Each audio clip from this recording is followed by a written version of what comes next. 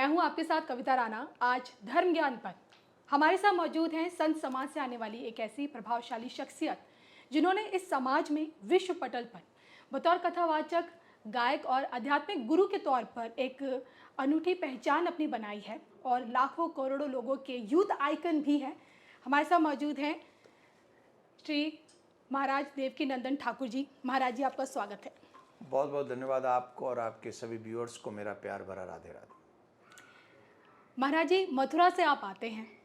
अभी आपका एक बयान आया था कि मथुरा में जब आप आते हैं, यहाँ माथा टेकते हैं, फिर भी आपको दर्द होता है, क्यों? नहीं, उसके पीछे सीधा सा रीज़न है कि जिस जगह पर हम जाते हैं जी, जिस जगह पर श्रद्धालु जाते हैं वो स्थान जन्मभूमि नहीं है। वहाँ भगवान का जन्म नहीं हुआ। वो बाद में भागवत भवन बना दिया गया कि चलो लोग आएं और पूजन करें। वो जो स्थान है वो अंदर कहीं और है, जिसको हमसे अलग रखा गया है। और हमको ये लगता है कि जब हम प्रणाम करते हैं तो उस स्थान को, हमारे यहाँ कहते हैं जननी जन्मभूमस्य स्वर्गादपि गरीयसी। जन्मभूमि जो साधारण मानव की भी है वो स्वर्ग से भी लाख गुना ज़्यादा होती है। और वही जन्मभूमि जो अजन्मा है, फिर भी वो जन्म लेकर आता है। किसके लिए? हम सब ब्रजवासियों के लिए, हम सब भक्तों के लिए, साधु संतों के लिए, सनातनियों के लिए वो जन्म लेकर आता है। और उसी की जन्मभूमि पर आक्रमण करता है औरंगजेब। औरंगजेब ने ऐसा आक्रमण किया है कि सनातनियों की अस्मिता को तोड़ा है उसने। आत्मा को तोड़ने का जो हो सकता था, जितना आदमी क्रूर होता है ना, उसकी भी सीमाओं को लांघते हुए वो उसने ऐसा दुष्कर्म किया। जी। तो वहाँ जो जन्मभूमि है, जहाँ भगवान का जन्म हुआ है, वो प्रॉपर प्लेस नहीं है। और हम चाहते हैं कि हम प्रॉपर प्लेस में जाएं और वहाँ पूजन करें, वहाँ हम सर झुकाएं, माथा टेकें। वो हमें नहीं मिल रहा है, इसलिए हमें दुख होता है। हाल ही में आपने इसी को लेकर जो कृष्ण जन्मभूमि का विवाद है, दशकों पुराना है। हाल ही में आपने जो ऐलान किया है, आंदोलन करेंगे, सड़कों पर उतरेंगे, जो आपने 5 दिनों का अल्टीमेटम दिया है, उसको लेकर आप क्या कहेंगे? देखिए, अभी 5 दिन कल पूरे हो गए। मैंने जो टाइम दिया था उनको कि 20 अप्रैल से लेके 25 अप्रैल तक का वो टाइम था, वो टाइम कंप्लीट हो चुका है। आज हम लोग और आप जो चर्चा कर रहे हैं वो 26 अप्रैल है। जी। तो जब हम 26 अप्रैल को बात कर रहे हैं तो भाईचारे के लिए वो टाइम दिया था। वो अल्टीमेटम मीन्स नहीं, मीडिया वालों ने उसे अल्टीमेटम कह दिया। मैं तो अपने भाइयों को कह रहा था कि जो वो टीवी चैनलों पे आप देखते होंगे, बहुत सारी डिबेट्स होती हैं, उनमें दो इधर के बैठ जाते और भाईचारा भाईचारा भाईचारा गाना गाते, भाईचारा ये मेरा भाईचारा, ये तेरा भाईचारा। और हकीकत में भाईचारा हमने देख लिया, कहाँ है भाईचारा? कोई भाईचारा नहीं है। एक मुस्लिम धर्मगुरु ने, किसी ने भी ये नहीं कहा कि ये लोग जो है धर्मगुरु, सनातनी धर्मगुरु जो बात उठा रहे हैं वो सही है और हमें इनके साथ खड़ा होना चाहिए और हमें इस हिंदुस्तान का, भारतवर्ष का जो भाईचारा है वो बनाए रखना चाहिए। भाईचारा क्या है? प्रॉफिट का तो भाईचारा है। पाकिस्तान चाहिए तो भाईचारा है, बांग्लादेश चाहिए तो भाईचारा है, लेकिन तुम्हें कृष्ण जन्मभूमि चाहिए तो भाईचारा नहीं है। फिर तो नहीं, बहुत पुरानी बात है, ऐसे कैसे करोगे? लेकिन आप जो दावा कर रहे हैं, हाँ जामा मस्जिद की सीढ़ियों को खोदा जाए, वहाँ से ठाकुर जी को के मिलने की जो आप बात कर रहे हैं, उसमें कितनी सच्चाई है? उसको कैसे मान सकता है दूसरा पक्ष? देखिए, क्यों नहीं मानेगा? तथ्यों को तो मानेगा, प्रमाण को तो मानेगा, इतिहास को तो मानेगा। जी। इस बात को आप इग्नोर कर सकती हैं क्या कि औरंगजेब ने मंदिर तोड़े? कोई इग्नोर करेगा ऐसे? नहीं। कोई एक आध इतिहासकार उन्हीं का आ जाए कि नहीं नहीं नहीं, उसने नहीं तोड़े।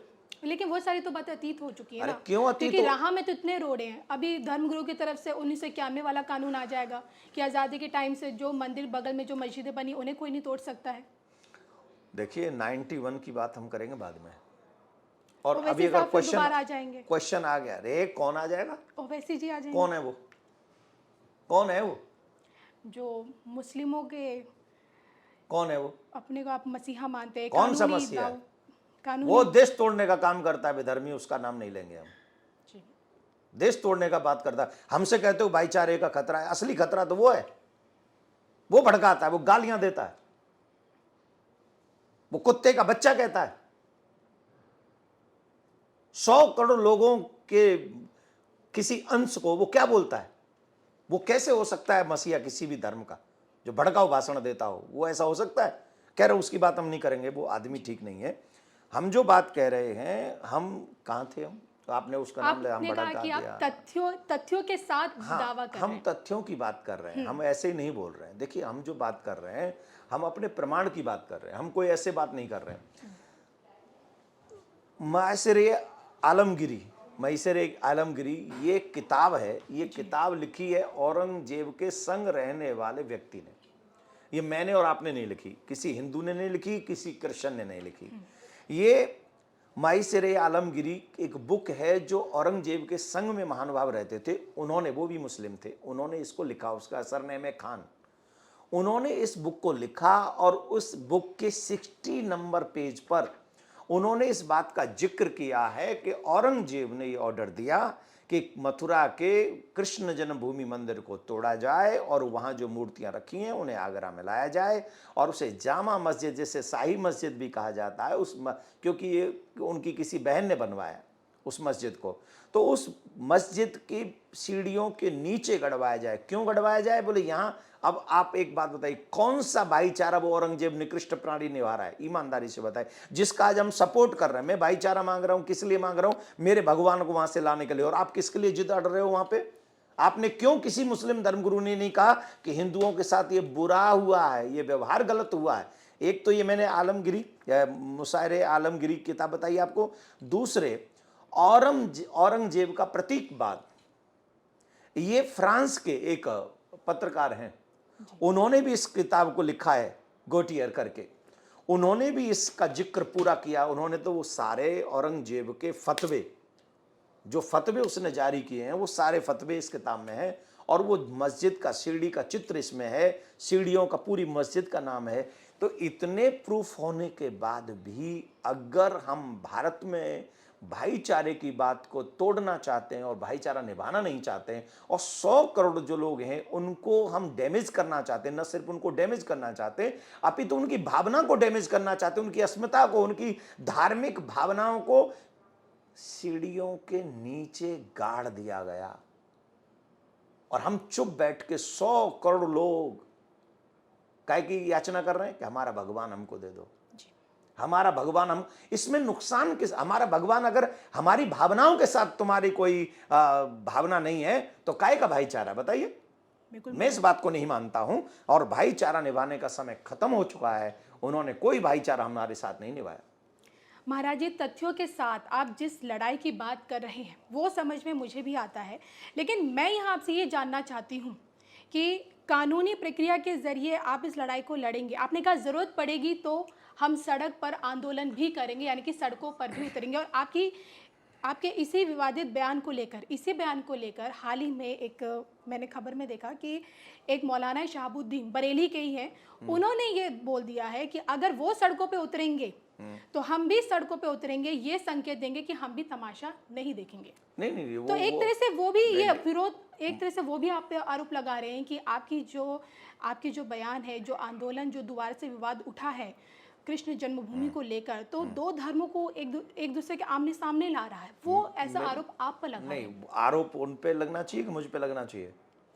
मेरे भगवान को कब्जा करने के बाद वो मुझ पे आरोप लगाते हैं तो उनकी असलियत दिखती है कि नहीं? इसमें मेरा क्या दोष है? ये किताब जो है ये मुस्लिम किसी व्यक्ति ने लिखी है, मैंने नहीं लिखी है। उसको रोको ना, जाके कहो ये इतिहास गलत है। अब मुझे क्यों कह रहे हो भाई? अगर मुझे ये पता चला है कि मेरा भगवान वहां है तो ऐसे लोगों को तो पहले बोलना चाहिए कि नहीं, अगर ऐसा भगवान है, इनका भगवान, ऐसी मान्यता है, लोग हैं, ऐसा इतिहास में लिखा है, तो हम चलते हैं साथ में। सीढ़ियां तो खुद बानी है, हम चेक करेंगे। अगर है तो भैया आप हिंदू हो, आप हमारे भाई हो, ले जाओ, जो खर्चा होगा मैं दूंगा। मेरा अपना घर बेच दूंगा, मैं अपने शरीर को बेच दूंगा, एक एक किडनी बेच दूंगा, आप लो तो सही। मेरे भगवान तो भाईचारे के नाम पे और क्या कर सकता है इंसान? मैं तो बेचने को तैयार हूं, आप ले लो। और हमको धमका रहे हो, हमको धमका रहे हो कि हम सड़क पे उतरेंगे? आप हैं कौन सड़क पे उतरेंगे? हम हमारी भावनाओं को डैमेज करेंगे, हमारी धार्मिक भावनाओं को डैमेज करेंगे, हमारे बच्चों को डैमेज करेंगे, ऊपर से हमको धमकाएंगे कि हम भी सड़क पे उतरेंगे। मैं तो कृष्ण को लाने के लिए सड़क पे उतर रहा हूं, तुम किसके लिए उतरोगे? तुम तो हमें डराने के लिए उतरोगे ना। मेरा तो उद्देश्य है, मेरा तो एम है कि मैं चाहता हूं मेरा कृष्ण आगरा की वो जामा मस्जिद की सीढ़ियों से निकल आए। तुम्हारा उद्देश्य क्या है? बताओ तुम्हारा उद्देश्य क्या है? मैंने कोई तुम्हारी कुरान का अपमान किया है, मैंने तुम्हारी मस्जिद का अपमान किया है, मैंने तुम्हारे किसी रिलीजियस फीलिंग को अपमानित किया, तो मुझे बता दो, मुझे कुछ सजा दो। जब मैं तुमसे कुछ ऐसा कह नहीं रहा, मैं तो अपने कृष्ण को लाने के लिए सड़क पे उतरूंगा, और उतरूंगा। वो सारे आ जाएं, 57 कंट्रियां, वो सारे उतर जाएं सड़क पे, मैं फिर भी उतरूंगा। जब तक मेरा कृष्ण आजाद नहीं होगा, मैं हर एक पल उसी कृष्ण को आजाद करने के लिए लड़ूंगा, चाहे मेरे को उसकी कोई कीमत चुकानी पड़े। I don't mind. अब जो कि अल्टीमेटम की जो समय सीमा खत्म हो रही है, तो अब आगे आपका क्या है, मतलब किस तरह से आगे करेंगे आप? अब हम दो तरीके से लड़ाई लड़ेंगे। जी। पहली, हम कानूनी तौर पे लड़ाई लड़ेंगे। हम जो कानून, हमें संविधान जो अधिकार देता है, उस संविधान का प्रयोग करेंगे, और हम वहां जाकर उस चीज का प्रयोग करेंगे, और आगरा में कोर्ट में जाएंगे और वहां से कहेंगे कि हमें जांच कराई जाए। तो पहला ऑप्शन हमारा संवैधानिक कानूनी तौर पे।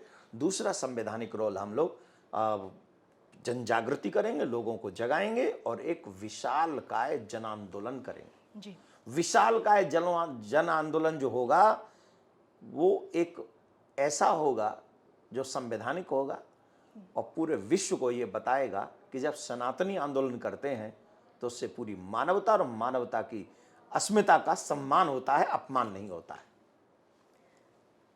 राम मंदिर विवाद को लेकर जब कोर्ट ने हरी झंडी दिखाई, रास्ता साफ हुआ, तो एक नारा गूंजा गया कि राम मंदिर तो सिर्फ एक झांकी है, मथुरा काशी अभी बाकी है। आप भी यही मानते हैं? मैं आपसे जानना चाहती हूँ कि जो मथुरा का जो पूरा विवाद है कृष्ण जन्मभूमि को लेकर, ईदगाह और बगल में हमारे प्रभु कृष्ण के मंदिर, ये विवाद कैसे सुलझेगा? कैसे उस जन्मस्थली पर हम सनातनी लोग अपने प्रभु कृष्ण के भव्य मंदिर के दर्शन कर सकेंगे? देखिए, मैंने जिस समय राम मंदिर पर निर्णय भी नहीं आया था, जी। ये बात शायद तब की है जब अखिलेश सरकार थी उत्तर प्रदेश में और कुंभ चल रहा था। उस समय हम 1 लाख लोगों को लेकर प्रयागराज में, 1 लाख मैं कह रहा हूँ, मतलब ज़्यादा ही होंगे, मैं क्योंकि मेरी आदत है होता ज़्यादा है, कम बोलता हूँ। कई लोगों का आजकल माहौल दूसरा है ना, तो मैं कम बोलता हूँ। तो 1 लाख मैं बोल रहा हूँ, तो मीन्स उस समय ज़्यादा ही होंगे। तो पैदल मार्च हम लोगों ने किया था, यात्रा की थी, कम से कम 3.5-4 किलोमीटर हम लोग चले थे, और 4 नहीं, ज़्यादा ही होगा, 5-6 किलोमीटर होगा, वहाँ से पंडाल दूर बना था। उस समय हमने कानपुर में भी हमने यात्रा की थी राम मंदिर के निर्णय के लिए, ठीक। कानपुर में भी हमने राम मंदिर के लिए यात्रा की थी, और उस समय आप सब पत्रकार बंधु वहाँ थे। हमने ये कहा था कि सनातनियों से ज़्यादा अच्छा भाईचारा कोई नहीं निभा सकता।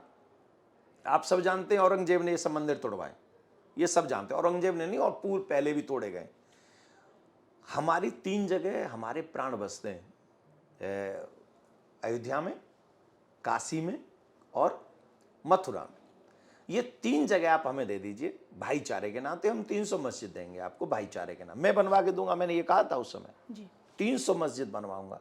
अब ये मेरे भाईचारे में कहाँ कमी रह गई? मैं तो यही चाहता हूँ, तुम अपनी जगह पूजा करो, मैं अपनी जगह पूजा करता हूँ। लेकिन मेरा तो कोई भाईचारा सुना ही नहीं, कि मैसेज ही नहीं सुना मेरा। तो कॉल भी देख के मिस कॉल है, उठाई नहीं, कोई मैसेज नहीं आया। अब जब राम मंदिर का ऑर्डर हो गया, तो अब कृष्ण मंदिर का ऑर्डर भी हम कानून के हाथ अपने संविधान से लेंगे। और जो लड़ाई है वो तो 47 से पहले की है, वो राम मंदिर की भी लड़ाई है, मथुरा की भी लड़ाई है, और अयोध्या की भी लड़ाई थी। कृष्ण की, शिव की भी, काशी की लड़ाई, वो तो 47 से पहले की। जी। तो हम लोगों को ये बात उस समय भी हमने कही थी कि 3 मंदिर दे दो, 3 मस्जिद, 300 मस्जिद ले लो।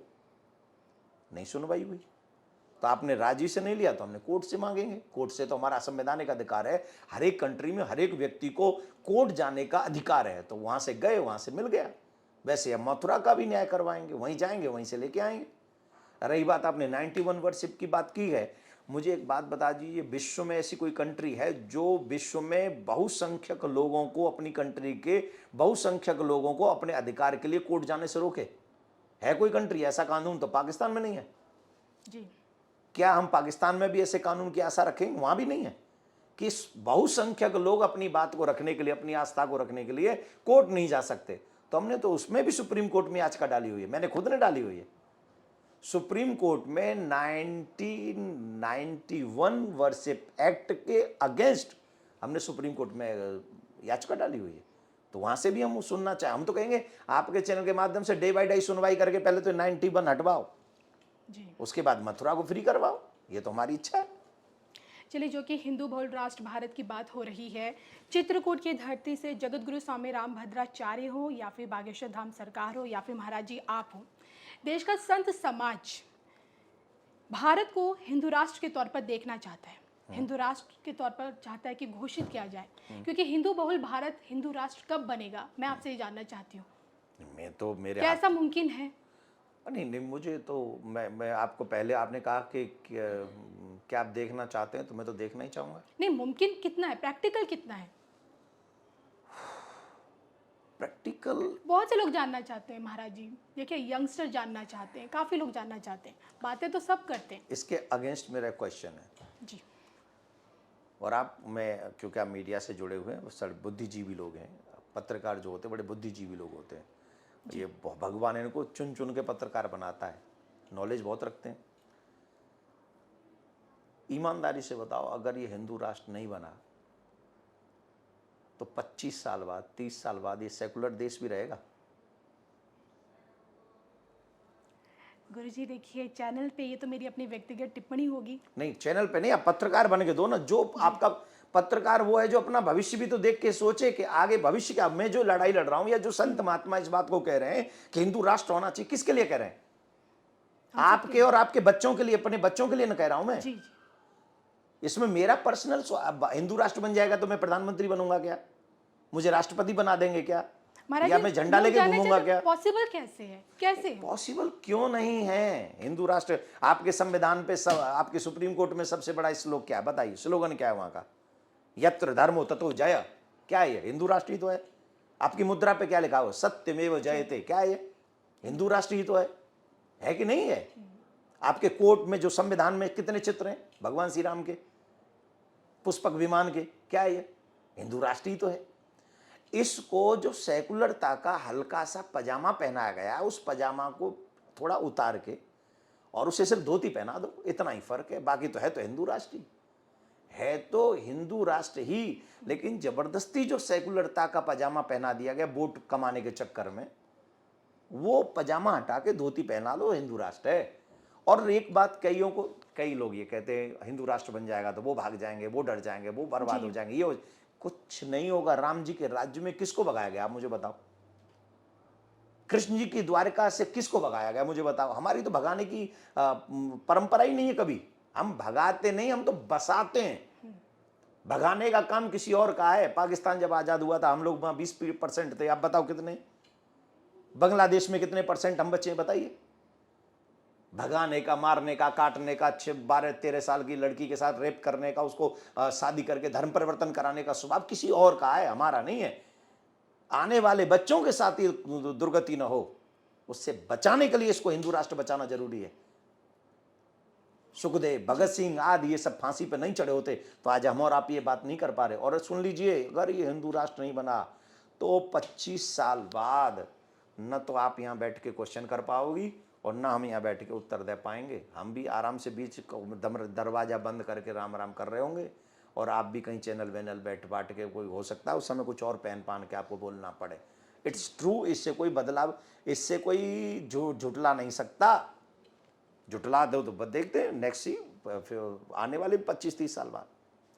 हम जैसे हिंदू राष्ट्र की बात कर रहे हैं, जिसकी तस्वीर हम देख रहे हैं, उस हिंदू राष्ट्र के उच्च पद पर आप किसको देखना ज़्यादा पसंद करेंगे?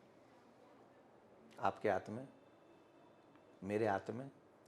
उच्च पद तो सरकार नियुक्त करेगी, जनता नियुक्त करेगी, उस समय की स्थिति नियुक्त करेगी। ये तो हम और आप तो डिसाइड करने वाले हैं नहीं। हम और आप तो, मेरी इच्छा, मैं सच बता रहा हूँ आपको, मेरे आपसे बहुत स्नेह है इसलिए मैं आपको बोल रहा हूँ। न पद चाहता हूँ, न प्रतिष्ठान चाहता हूँ, मैं तो बस सुरक्षित हिंदुस्तान चाहता हूँ।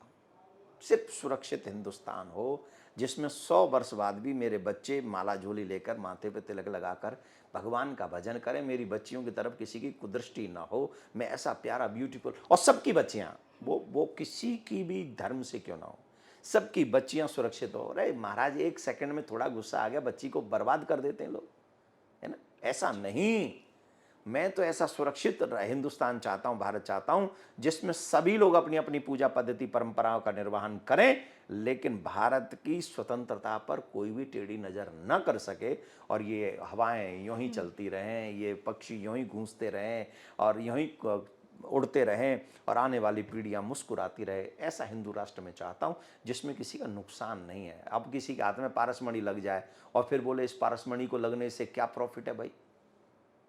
अबे मूर्ख, तेरे हाथ में पारसमणि लग गई, नुकसान तो कुछ है ही नहीं, जो कुछ है वो प्रॉफिट ही है। हिंदू राष्ट्र बन गया तो सबको प्रॉफिट ही है, लॉस किसी को नहीं है। जिसका नाम अभी आप ले रही थी, वो फिर कैसे चीखेगा हिंदू राष्ट्र में? चीखेगा? चीख सकता है? स्कूल के आगे से, कॉलेज के आगे से हमारी बच्चियों को भी उठा सकता है हिंदू राष्ट्र में? राम राज्य में, हिंदू राष्ट्र में, राम राज्य में, सनातन राज्य में। चलिए, ये तो बात हुई मथुरा को लेकर, बात हुई हिंदू राष्ट्र को लेकर। आगे बढ़ते हैं और अब बात करते हैं, आप भी संत समाज से आते हैं और जिनकी मैं बात कर रही हूँ वो भी संत समाज से ही आते हैं। हमारे उत्तर प्रदेश के मुख्यमंत्री योगी आदित्यनाथ जी के बारे में, भगवाधारी से बुलडोजर बाबा बने, बुलडोजर बाबा से अब एनकाउंटर बन गए। भगवाधारी से बुलडोजर बाबा बने, बुलडोजर बाबा से अब एनकाउंटर बाबा बन गए। मैं बाबा ही नहीं हूँ। इस वक्त वो दंडाधिकारी के रूप में उनका फेस दिख रहा है, तो उन पे अगर आप कुछ मैं देखो, इसमें पॉलिटिकली इशू है और पॉलिटिकली इशू पे मैं कुछ बोलना नहीं चाहता। नहीं, संत समाज से आप उनको लेकर क्या राय रखते हैं? नहीं, मैं जो काम कर रहे हैं, अब देखो, वो संत के धर्म को लेकर, सनातन धर्म को लेकर, हर चीज को लेकर, मैं ऐसा मानता हूँ कि संत के साथ साथ इस समय वो सत्ता भी संभाल रहे हैं जी, और सत्ता की अपनी जिम्मेदारियां होती हैं। अब सत्ता कोई हम लोग आसन पे बैठ के, कोई संत बैठ जाए आसन पे तो माला तो करेगा नहीं, बिल्कुल माला करेगा आसन में बैठ के, ठाकुर जी के आगे माला करेगा। लेकिन जब वहाँ समाज में एक राजा के रूप में जाएगा तो उसे राजा का जो रोल है, जो भूमिका है, वो तो निर्वहन करनी पड़ेगी। तो ये पॉलिटिकली जो क्वेश्चन है, इसका आंसर मैं दे के फंसना नहीं चाहता। बस इतना कहूँगा, राजाओं का काम राजा करें और धर्मगुरुओं का काम धर्मगुरु हम जैसे कर ही रहे। कृष्ण में जन्मभूमि की आप बात करते हैं, हिंदू राष्ट्र की आप बात करते हैं, इसी के साथ साथ आप जनसंख्या नियंत्रण कानून की भी बात करते हैं। और आपका पिछला एक बयान है जो मैंने देखा, उसमें आपने ये कहा था कि कानून नियंत्रण का जो कानून है पॉपुलेशन कंट्रोल को लेकर, एक धर्म के लोग बिल्कुल नहीं मान रहे हैं, तो ऐसे में हिंदुओं को कम से कम 5 बच्चे तो करने चाहिए। इस पर काफ़ी वाद हुआ था, काफ़ी कंट्रोवर्सी भी हुई थी। मैं पत्रकारों का बड़ा आभारी हूँ। मैंने जनसंख्या नियंत्रण के लिए सुप्रीम कोर्ट में याचिका भी डाली हुई है, वो नहीं बताते आप। सिर्फ ये बताते हैं कि आपने कहा 5 बच्चे करो, ये सब बता रहे हैं और सभी चैनल बता रहे हैं 5 बच्चे करो। हाँ, मैंने 5 नहीं, मैंने 6 भी बोले। मैं सच बता रहा हूँ, मैंने 5-6, मैंने कहा था 5-6 गोद में खिलाओ, मैंने ये कहा। क्यों कहा? अब मैं फिर एक बार आपको दोहरा दूं, जब तक हिंदू बहुसंख्यक है इस देश में, हमारी और आपकी विचारिक आज़ादी जिंदा है। जब तक हम बहुसंख्यक हैं इस देश में, तब तक इस देश का बैलेंस बना हुआ है। जब तक हम बहुसंख्यक हैं, हम, इसका मतलब ये नहीं हम किसी को डैमेज करना चाहते हैं। कहाँ डैमेज हुए?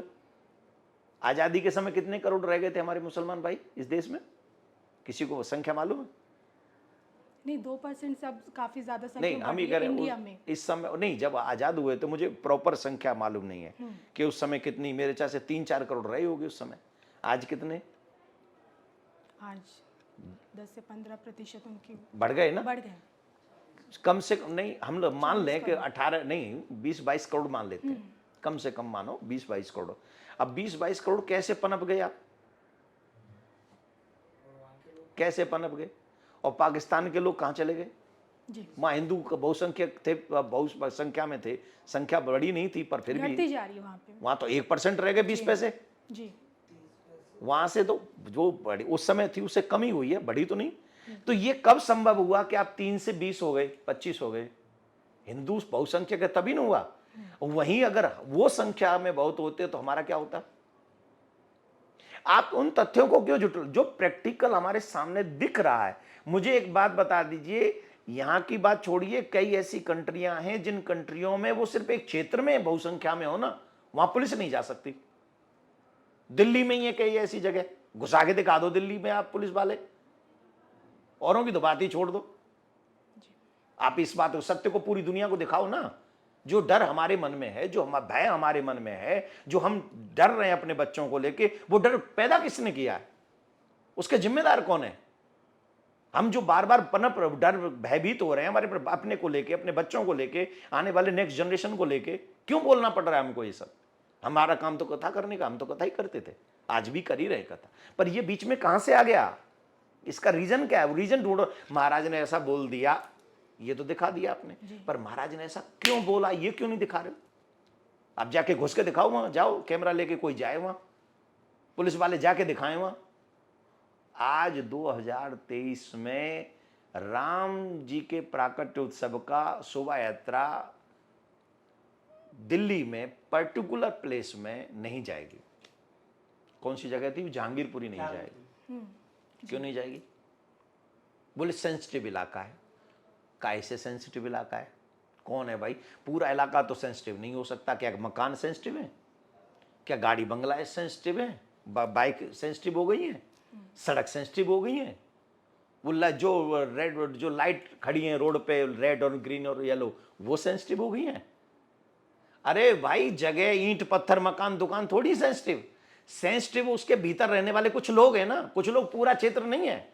15-20 सेंसिटिव होंगे, उनको उठा के पिछवाड़े पर डंडे मारो उनको, और अंदर बंद करो, सारा सेंसिटिव खत्म। 15-20 हैं जो कि अपने पूरे समाज को बदनाम कर रहे हैं, उनको उठा के लाओ ना। हमारी वजह से सेंसिटिव हैं क्या? हम ईंट पत्थर बरसा रहे हैं क्या? अगर हम बरसा रहे हैं तो हमें बंद कर दो। अगर वो बरसा रहे हैं तो उनको ऐसा सजा दो कि दोबारा वो हिम्मत न करे। सेंसिटिव वो पूरे लोग थोड़ी है समाज के, 2-4 लोग हैं जो उपद्रव करते, भड़काते हैं, उनको पकड़ के डालो अंदर, और हमारे राम जी की शोभा यात्रा निकलने दो। राम जी की निकली सवारी, हो गई जय जयकार। तो ऐसा होना चाहिए हमको, हमारा मानना तो ऐसा है। और ये संत हैं, तो संत विचारधारा है, तभी ना हम सबका, उनका भी भला चाहते हैं जी। यानी कि राम राज्य में आप सबका भला चाहते हैं। अब मुझे लगता है कुछ थोड़ा सा सॉफ्ट सवाल मुझे पूछना चाहिए। अब तक हॉट पूछ रहे थे। पूछिए। आप इतने एग्रेसिव हो गए महाराज जी, तो मुझे नहीं, मेरा स्वभाव। चलिए पूछिए आप।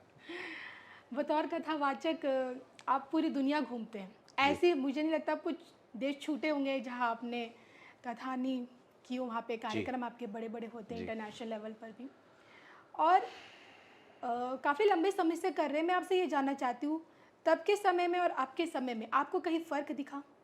जिस तरह से विश्व पटल पर भारत की संस्कृति अब भी ऐसा है कि सरकार ने उभारा। 2014 के बाद कुछ चेंजेज आए। अच्छा, आपने बदलाव महसूस किया? Of course. जब मैं यहाँ किसी पर्टिकुलर में, देखो हम लोगों को क्या, जब हम ऐसे बोलते हैं तो हमें एक पार्टी से जोड़ते हैं लोग, पर सच ये है कि मैं सनातनी हूँ, मैं पक्का सनातनी हूँ। मुझे कई लोग अच्छे लगते हैं जो अदर पार्टी में हैं, बहुत अच्छे लगते हैं। मैं किसी एक का भी नाम नहीं लूंगा, लेकिन कसम से मुझे वो अच्छे लगते हैं। क्यों लगते हैं? क्योंकि वो धर्म को, साधु संतों को भावनात्मक रिस्पेक्ट देते हैं। वो एज ए सनातनी अपने आप पर प्राउड करते हैं, तो मुझे उसके लिए वो अच्छे लगते हैं, चाहे वो किसी भी पार्टी में। तो जब से 2014 से सत्ता परिवर्तित हुई है, तब से भारतीयों, क्योंकि हम बाहर जाते हैं, एज ए इंडियन लोग हमें रिस्पेक्ट देते हैं अब। और हमारी बात छोड़ो ना, ये तो पाकिस्तान गा रहा है। पाकिस्तान के 2-4 लड़के लड़कियों का हमने इंटरव्यू सुना है, सुनाते हैं ना, ये हमारे जो छही छोरे हैं ये सब बताते हैं, ये वीडियो देखो महाराज, ये इस पे आपको मैटर मिलेगा, इस पे बोलो। तो ये दिखाते रहते हैं हमारे बच्चे लोग। तो उन्होंने, वहाँ के लड़के लड़की इस बात को कह रहे हैं कि हम अपना पासपोर्ट दिखाते हुए डरते हैं, क्योंकि हमने ये देखा कि भारतीय बच्चों के पासपोर्ट जब वो लोग देखते हैं तो गर्व करते हैं, उनको रिस्पेक्ट देते हैं, और हमारे जब पासपोर्ट देखते हैं तो हमसे वो हमको डराते हैं। तो ये बात तो पाकिस्तान के बच्चे बोल रहे हैं। कब के बाद? 14 के बाद जी। तो यही चीज़ें हमें आगे बढ़ानी चाहिए। 2014 के बाद ये सब चीज़ें हमारी हुई हैं, तो हम ये चाहते हैं, जब पाकिस्तान इस चीज़ को एक्सेप्ट कर चुका है तो हमें भी करना चाहिए। और हाँ, ये भी मुझे अभी बताया कि यूक्रेन में जब वाद विवाद हुआ, तो जब विवाद चल रहा है जो अभी भी, पाकिस्तान के बच्चे भी इंडियन झंडा लेके निकले वहां से। किस लिए? कि दोनों तरफ से ये था कि इंडियन, भारतीय जो लोग हैं उनके ऊपर कोई बमबारी, कोई गोलीबारी, कोई नहीं होगा, रिस्पेक्ट दिया जाएगा। तो इसको आप क्या कहेंगे? बदलाव है कि नहीं? तो ऐसे बदलाव अगर मेरे भारत की छवि सुधार रहे हैं, तो मैं तो इसके आगे कुछ भी नहीं हूं, मैं तो सैल्यूट करूंगा। मैं तो एज ए भारतीय तो मैं यही चाहूंगा, झंडा ऊंचा रहे हमारा, विजयी विश्व, तिरंगा रोशन रहे। अरे क्यों भूल रहे हैं, हमारे पूर्वजों ने इसके लिए बलिदान दिया है, हम इस आज़ादी को तो बचाए रखें। It's my dream. बिल्कुल, इसमें कोई शक नहीं है कि विश्व पटल पर भारत की संस्कृति, भारत की विरासत और भारत की सभ्यता को जिस तरह से मौजूदा सरकार में उभारा जा रहा है, उसका बदलाव देखने को मिल रहा है। लेकिन अगर मैं यूरोप देशों में जाऊं, महाराज जी बस एक आखिरी सवाल है, और यूरोप देश में ना एक डिक्शनरी में एक वर्ड आ गया, हिंदूफोबिया। क्या हो हाल ही गया? में हिंदूफोबिया, हिंदू धर्म के प्रति नफरत फैलाई जा रही है। मैंने एक आर्टिकल पढ़ा कि यूरोप कंट्रीज़ में, ब्रिटेन में हो गया, अमेरिका में हो गया, कई जगह पर वहाँ पे जो हमारे भारतीय लोग जो हैं, हिंदू प्रवासी लोग हैं, वहाँ के बच्चों को मना किया जा रहा है कि आप तिलक मत लगाइए, अपना पूजा पाठ मत कीजिए, काफ़ी कुछ आ रहा है। ये देखिए गुरुजी, हिंदूफोबिया है। ये अभी अभी एक रिपोर्ट आई है, और रिपोर्ट में सामने आया है कि जब हिंदू बच्चों के, जब उनके पेरेंट्स से जब सर्वे किया गया, तो ये पाया गया कि उन्हें बोला जा रहा है कि आप क्रिश्चियनिटी को अपनाइए, उनको उनके धर्म को फॉलो करने से मना किया जा रहा है, उनके साथ एक तरह से एक भेदभाव किया जा रहा है, और जिसके वो बच्चे शिकार हो रहे हैं, डिप्रेशन में भी जा रहे हैं। मैं अभी पिछले कुछ दिनों में इंग्लैंड गया था, मुझे काफ़ी यंग बच्चे मिले थे वहाँ पे, और उनसे इस विषय पे हमारा डिस्कस हुआ, और मैं अभी जा रहा हूँ, और भगवान ने चाहा उन बच्चों से हम डिस्कस करेंगे। और जितने भी संवैधानिक कंट्रियां हैं, वहाँ कोई भी ऐसा कर नहीं सकता, कोई ऐसे रोक नहीं सकता कि आप ऐसा नहीं कर सकते। इंग्लैंड में भी ऐसा नहीं हो सकता, कर रहे हैं तो गैर कानूनी है, जहाँ तक मैं इंग्लैंड के कानून को जानता हूँ। ऑस्ट्रेलिया में कई हिंदू मंदिरों में तोड़फोड़ की गई, वो इंग्लैंड में भी हुई, हमने देखा अभी कुछ समय पहले की वहाँ की भी न्यूज आई। तो ये सब हमने देखा है, हमने, लेकिन कई जगह ऐसा होता भी है। परंतु हम फिर कहेंगे, पूरे विश्व में जहाँ सनातनी है जी, आप अगर एकजुट रहे, क्योंकि सनातनी किसी का बुरा नहीं करता है, लेकिन एक चीज हमें कमी है कि सनातनी अभी अपना बुरा होने दे रहे हैं। जी, मैं इस माइंड का व्यक्ति हूं कि सनातनी किसी का बुरा करेंगे नहीं, लेकिन अपना बुरा होने देंगे नहीं, समझ रहे हैं? तो मैं सभी विश्व में जहां भी सनातनी रह रहे हैं, मैं आपसे एक ही निवेदन करूंगा, चाहे बच्चे रह रहे हैं, चाहे बुजुर्ग रह रहे हैं, चाहे भारत में रह रहे हैं, आप किसी का बुरा करिए मत, लेकिन अपना बुरा होने दीजिए मत। ये हम सबकी जिम्मेदारी है, और मेरे संस्कार मेरे साथ हैं, मुझे कोई भी रोक नहीं। मैं तो जहाँ भी जाता हूँ, माथे पे तिलक, पैरों में अपना जो है, अब मैं धोती पहन के जाता हूँ, जींस पहन के तो मैं जाता नहीं। मुझे कोई रोक के दिखाए, मैं तो पमाड़ा कर दूँ। इट्स माई फीलिंग्स ना, कि मुझे क्या करना है, इट्स माई रिलीजन। आप जब भारत में आते तो कोट पहन के आते, तो हम कहाँ रोकते हैं आपको? बिल्कुल। जब मैं आपके यहाँ आऊँगा तो मैं धोती पहन के जाऊँगा, आप क्यों रोकेंगे मुझे? और मैं धोती पहन के भी आपके लोगों के कल्याण की बातें कर रहा हूँ। अगर कोई फॉरेनर्स भी आते हैं उस कंट्री के, तो मैं तो कहता हूँ सर्वे भवन्तु सुखिनः, सब सुखी रहें, यही नहीं कहता हूँ मैं कहाँ कहता हूँ कि इनको कहो कि ये हिंदू बन जाए। तो हम लोग तो उस पद्धति के लोग हैं, और हाँ, हमें थोड़ी बहुत सावधानी तो रखनी पड़ेगी इस देश को और अपनी संस्कृति को बचाने के लिए। धन्यवाद आपका। आपको बहुत से लोग फॉलो करते हैं, करोड़ों लोगों के आप इंस्पिरेशन है। जाते जाते बस एक सवाल, 24 में आप किसको देख रहे हैं? 24 अगेन लोकसभा चुनाव के आपने बाद। अगेन पॉलिटिकल सवाल है, बट फिर भी अगेन, लेकिन मैं यही कहूँगा, जो देश को आगे बढ़ाए, जी, जो सनातन को आगे बढ़ाए, जो हमारी सनातन संस्कृति को आगे बढ़ाए, जो हमारी परंपराओं पर आंच न आने दे, और जो हमारी सीमाओं की सुरक्षा कर सके, और जो भारत माता का सम्मान बढ़ा सके, हे भारत के लोगों, ऐसे व्यक्ति को जरूर चुनना, क्योंकि ये मेरे और तुम्हारे मत की बात नहीं है, ये हमारे देश की बात है। बिल्कुल। और मुझे उम्मीद है कि मेरे दर्शकों का जवाब उन्हें मिल चुका होगा, उन्हें अपने आपके इशारों से। बहुत बहुत महाराज जी, आपका बहुत बहुत शुक्रिया हमसे बातचीत करने के लिए धर्म ज्ञान के साथ। Thank you. नमस्कार।